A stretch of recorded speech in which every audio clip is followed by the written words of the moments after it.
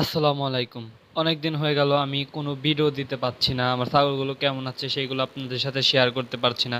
কারণ আমাদের বাসায় এখন অনেক পরিমাণে কাজ। কারণ এখন আমাদের ধান কাটছে আর আমরা ধানের খন্দ নিলাম, এর জন্য আমি সেইরকমভাবে ছাগলকে টাইমও দিতে পারছি না। এর জন্য ভিডিও দিতে পারছি না। আর আপনার জানেন তো এই কয়দিনে আমাদের এখানে কি পরিমাণে বৃষ্টি ছিল। আমাদের ধান একদম পানির তলে ডুবে গেছে। এর জন্য আমি ধান নিয়ে অনেক ব্যস্ত ছিলাম। এর জন্য আমি ওইরকমভাবে ভিডিও দিতে পারিনি। তো আজকে একটা সমস্যার কারণে আমি ভিডিওটা নিয়ে আসলাম। কারণ আমার ছাগল আপনারা জানেন কয়েকদিন হইলই আপনার বাচ্চা দিছে। বাচ্চা দেওয়ার পর বাচ্চাটা তো মারা গেছে। কিন্তু আমার ছাগল আপনার এখন পায়খানা করতেছে। পায়খানাটা আপনার একদম হয়ে গেছে, পাতলা পায়খানার মতো হয়ে গেছে। কিন্তু এখনো সেই রকম একদম পানির মতো হয় নাই, বাট স্বাভাবিক পর্যায়ে আছে। কিন্তু এটা কি কারণে হচ্ছে আমি কিছুই বুঝতে পারছি না। কিছু ভিডিও দেখে ভাবলাম যে কেমরির কারণে এটা হইতে পারে বা আদার্স কোনো কিছু খাইছে এর জন্য হতে পারে, কিন্তু সেই রকম আমার ছাগল আপনারা ওই রকম কিছু খায় নাই।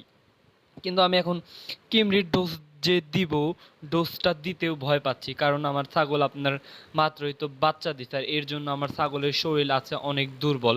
কারণ এখন তার শরীরে অনেক পরিমাণে পুষ্টি দরকার। আর আমি এখন যদি কিমরির ওষুধ খিলাইয়া দিই, তাহলে আপনার একদম তো জানি কিমরির ওষুধ খিলাইলে শরীরে কীরকম ইফেক্ট পড়ে, এটা তো সবাই আশা করি জানেন। এর জন্য আমি কিমরির ওষুধ তো দিতে চাচ্ছি না। তো এখন আমি কি করতে পারি, সবাই আপনারা যদি একটু জানেন তাহলে প্লিজ আমার এই কমেন্টে জানাবেন যে এখন আমার কোন পদক্ষেপটা নিলে ভালো হবে।